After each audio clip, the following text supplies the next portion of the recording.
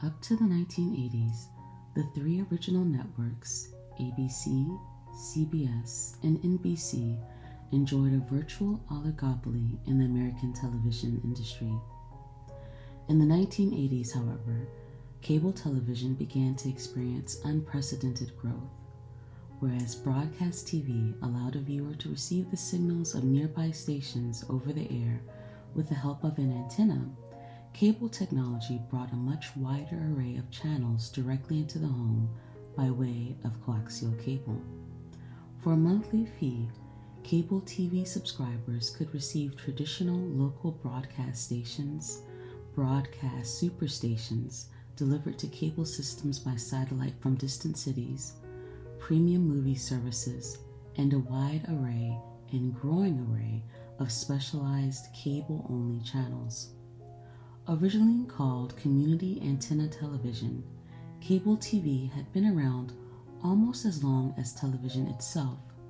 In its early days, it had been available almost exclusively in communities in which geographic conditions made television reception difficult. In these cases, a company needed to erect an antenna tower at a high point in the area and then deliver the quality signals of broadcast stations to individual households by wire for a fee. By the 1970s, however, cable was able to deliver new programming services that were unavailable from network TV.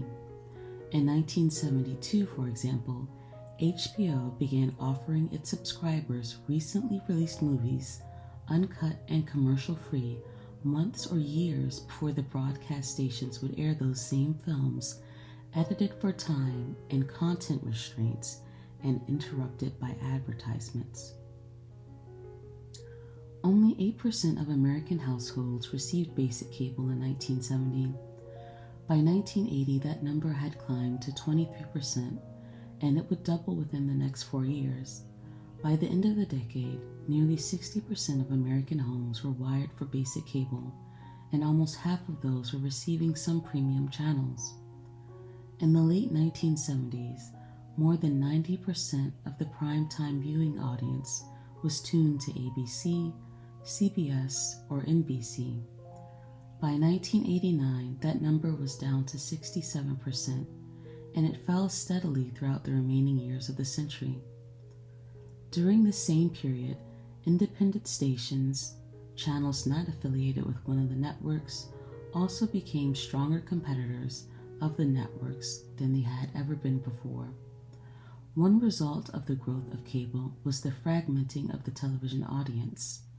The proliferating number of channels allowed cable to offer special channels for children, such as Nickelodeon, sports fans, ESPN, movie enthusiasts, HBO and Showtime, women, Lifetime, for example, news watchers, CNN, and a host of other targeted audiences. People in some cities went from 3 to 50 choices on the day their cable was installed. The installation of cable also provided an opportunity to add remote control devices to old TV sets. With so many new choices and the ability to move from channel to channel without leaving one's chair, viewers began to watch TV in a more participatory fashion. Furthermore, video cassette recorder, or VCR, ownership grew from 1 to 68% during the 1980s, allowing viewers to tape one or several shows while watching others. Households also had more TV sets. The old image of entire families gathered around a single set had given way to the more common practice of individual members of the family watching a personal TV. Among the news services that energized the cable industry in the 1980s were the Cable News Network and MTV. CNN began operating in 1980 with the intention of becoming the premier source of television news for the entire world. CNN was supported by advertising, but unlike the established network news operations that broadcast their programs domestically via their affiliated stations, CNN's news coverage was delivered by satellite to cable systems all over the planet. CNN was the only television news service that provided live coverage of the January 1986 explosion of the Space Shuttle Challenger, and during the Persian Gulf War in 1991, CNN became an around-the-clock war channel, numbering among its global audience the political leaders involved in the conflict. During the 1980s, CNN became the recognized leader in the coverage of breaking news, although its audiences were still not nearly as large as those for the news broadcasts on the three networks. CNN ushered in the era of 24-hour news, such as MSNBC, CNBC, and the Fox News Channel, which changed not only the way in which television journalists reported the news, but how the news itself was made. In an increasingly competitive journalistic market, with a voracious appetite for stories, increased attention was paid to scandals and other dramatic events. As a result, many scholars mark the 1980s as the beginning of a significant slide in the quality of American journalism. Starting as an endless stream of music videos, MTV debuted in August 1981 and probably deserves more credit for jump-starting the cable revolution than it usually gets. With U.S. cable penetration hovering at about 20% in 1980, people did not seem to be signing up for cable as quickly as industry leaders had hoped and predicted. Not only did cable operators ask subscribers to pay for television, which they had always received for free, but the logistics of reliably scheduling a hookup appointment with a cable employee were notoriously complex in many communities. Furthermore, many viewers did not believe that cable offered them much that they could not get on the free broadcast channels. MTV changed that for many families. Music videos were available only sporadically on free TV, and millions of children and teenagers for whom music videos were an important cultural phenomenon persuaded millions of parents to subscribe to TV in order to get MTV. It did not take long for MTV to begin to diversify its programming, incorporating game shows as well as genre-themed music programs and spawning an adult-oriented sister station, VH1, in 1985. As the share of their audience was steadily encroached upon by cable in the 1980s, network television responded in several ways. At first, NBC followed the most effective strategy, introducing a diverse schedule of programs that attempted to retain their hold on the undifferentiated mass audience, while also developing their own targeted audiences in the cable model. A handful of such old-fashioned action-adventure shows, such as The A-Team and Knight Rider, the latter of which featured a talking car that fought crime, helped ease NBC out of a third place in the first half of the decade. Then a pair of very traditional nuclear family sitcoms, The Cosby Show and Family Ties, achieved the top 2 positions in the ratings for the 1985-86 season. The Cosby Show, starring veteran TV actor Bill Cosby, remained the number 1 program for 5 straight seasons, tying with Roseanne in the 1989-90 season. Combined with Cheers, a new ensemble comedy set in a Boston saloon, Night Court, an ensemble comedy set in a courtroom, and the innovative police drama Hill Street Blues, NBC assembled a highly competitive Thursday evening schedule that was the foundation of the network's ratings dominance for many years.